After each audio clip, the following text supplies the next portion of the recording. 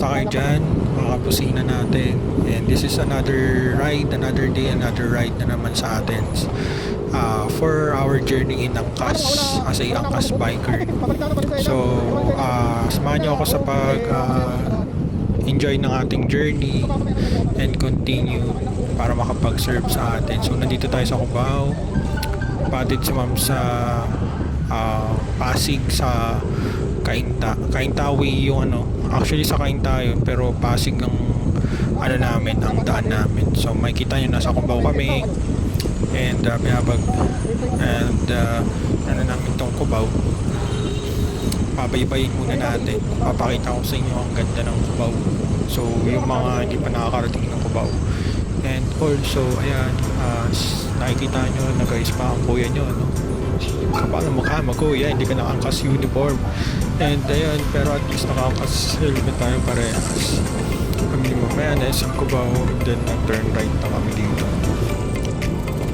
Pinatawid na tayo saglit, and also ayan, continue lang naman kami dito. And hopefully punta kami kagad doon. And nakatakot ko lang din dito, sabi ko sa kanya baka umilan. Kung ma'am, sige huwag ka mag-aalala dahil meron naman tayong kapote dito, dalawang kapote yan. So stop over and also patawid sa mga nakikita nyo kasi sa Cubao. Alam nyo naman dyan is maraming oh my god, so kailangan talaga ganon. And singit-singit lang sa mga singit-singit na tawid din. Also continue pa rin tayo pagpunta and sana maka-exit na kami dito, So ang daan ko dito is ang pinili kong way is pa 20th Ave na papunta ng tatagos siya ng Pitwason, then we're gonna go left sa dulo para magpunta na ng Eastwood, patagos ng Lagro, ng Libis rather. So samahan nyo kami dito sa exciting ride namin ni ma'am. Although maiksi lang naman to, pero na-enjoy ko siya dahil si mama ay nakwento rin niya as she is a working student na nagko-call center. Pero hindi dun sa may sinabi ko sa kanya, akala ko kasi sa Accenture siya, pero hindi pala. So doon lang siya nagpaano sa Coffee Bean sa may Cubao sa Gateway, pero sa call center din siya. Working student siya, nag-aaral pa siya, kaya siya ganyan. Medyo bata pa rin, makikita niya, pero cute din yun siya, saka intelligent mo. And believe ako sa mga yung working student kasi hindi ko siya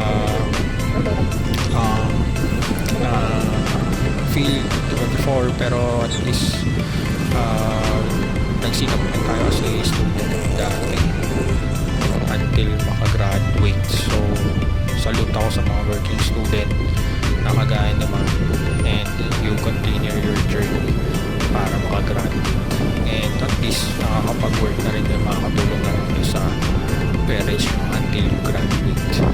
So yun, we're now in Libis, Quezon City. So medyo familiar kasi dito ako makapasok before sa Eastwood. And ito yung way na yan para mas mabilis makapunta ng Pasig. Ang way nito is to junction Papainta, pero tayo is kakanan tayo to Pasig. So ito Eastwood, familiar, thank you. And ayan, dati kasi tayo dyan sa Union Bank. So yan, Union Bank Square tayo lagi nagpupunta. And also ito lang, continue na kami dito sa may bansang Mercedes na to, Pasig. And dito medyo may build up ng traffic kung makikita nyo. And si may kaya kamusta ko yan, kung okay ka ba mo, kasi baka mabasahan tayo ng ulan, kaya madali mo. Pala, just to inform you guys, kaya kahit naman hindi ka naka-Angkas uniform, basta or hindi ka naka-helmet din ng Angkas, pero much better kung kahit sa passengers Angkas yun, helmet papagamit mo, or yung ikaw is naka-Angkas helmet para at least. So ito yung sinasabi kong ninja moves na gagawin natin. So kailangan to minsan, So alam yan ng mga riders at ng mga nagmomotor talaga. So, oops. Yan, kailangan to minsan mga brother para hindi ka malate and makaiwas sa late. Ito yung tinatawag ko ninja moves sa kalsada. So, maraming gumagawa nito and then natutunan ko lang din nung nakapagpalit na ako ng motor. So, medyo nakakasingit tayo, nakapunta tayo sa pupuntahan natin. Hindi ganun magmamadali na pag singit sa saktong singit na. Kasi pag sumingit ka na sobra, baka dumikit ka naman sa mga kotse, problem. So dito may mga nagmamadali sa side natin kung makikita natin. So ito, dito na kami kakaliwa naman papunta na sa destination namin. So bang na kami dito, yan. So nakalimutan ko yung ano na to, yung lugar na to. Skala ko dito si ma'am, nagpahinto siya kasi dito. Sabi niya, sa tabi ko yan yung pala dito. Sabi niya doon pala kakanan. Ewan ko sa'yo ma'am. So yan, tuloy-tuloy kami dito. And yung pala kasi para makaiwas doon sa may checkpoint na kailangan ng ID. Pero dito rin naman kailangan ng ID, pero hindi naman hihingian ng iba pang ID. Kundi tayo is nagbigay din tayo ng cutting angkas ID dahil tayo ay legit na angkas. So kasi yung ibang angkas is hindi naman talaga angkas.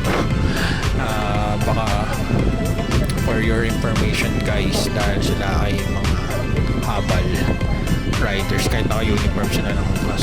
So to verify na totoong angkas biker sila is may app and also may ID sila ng angkas. And much better din kung naka-uniform or naka-angkas ating angkas helmet. So yan, malapit ako sa drop off ni mama. Yan, tinuro na naman. Sige po, malapit na po tayo. Okay, alright, so we are here. Thank you ma'am sa pag-abil sa angkas. And yun nga, nagka-card si ma'am. Thank you ma'am. So 21 also, tatabi ko lang kasi may dadaan na sa gitna kami and tuloy-tuloy yung ano dito, weighers. So thank you for watching. Bye bye.